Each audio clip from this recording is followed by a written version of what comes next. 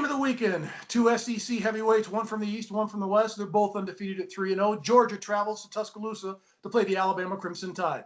You look at Alabama last week, and they were able to put up a ton of points on Ole Miss, 63 points in that football game. And they're the #1 scoring offense in the nation at 51 points a game. You look at Georgia's defense, they've been nasty all season long. And on both sides of the ball, I like what Stetson Bennett's done at the quarterback position after coming in off the bench in their opening football game against Arkansas. He hasn't relinquished the starting position. He's done a terrific job putting points on the board. It's running back by committee at Georgia. But here's the key for Alabama. When you've got a quarterback like Mac Jones hitting on all cylinders this year, he's been having a terrific year. And not only that, how about the running back, Najee Harris? Terrific game. Put up 5 touchdowns, over 200 yards against Mississippi. Big, physical, offensive line. This is going to be a great matchup.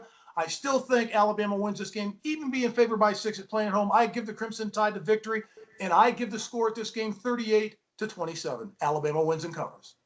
Well, Alabama's offense is basically unstoppable. You mentioned Mac Jones. You mentioned Harris. They have big-time receivers.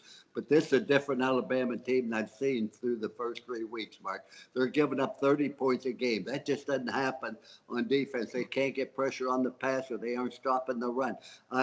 Alabama is always great, and particularly on offense this year. But defense, Mark, it's not the same Alabama team. Now let's look at Georgia.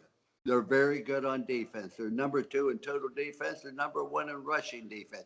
You mentioned Bennett, the quarterback, done a very good job. However, Georgia cannot run the football particularly well. They do protect the ball fairly well, but what makes Georgia so special is their defense on third down is giving up 28% conversion. That is outstanding on defense. On the other hand, Alabama's defense has given up 54% on third down, and that is totally unacceptable. As a head football coach, there's no way in this world you would tolerate it. In addition to that, Nick Saban is 23-0 versus assistant coaches. That ends this week.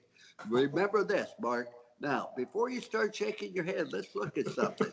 Georgia, the last 2 times they played, should have beaten Alabama. They led for 59 minutes of the game. And then all of a sudden, the backup quarterback came in and beat them both times.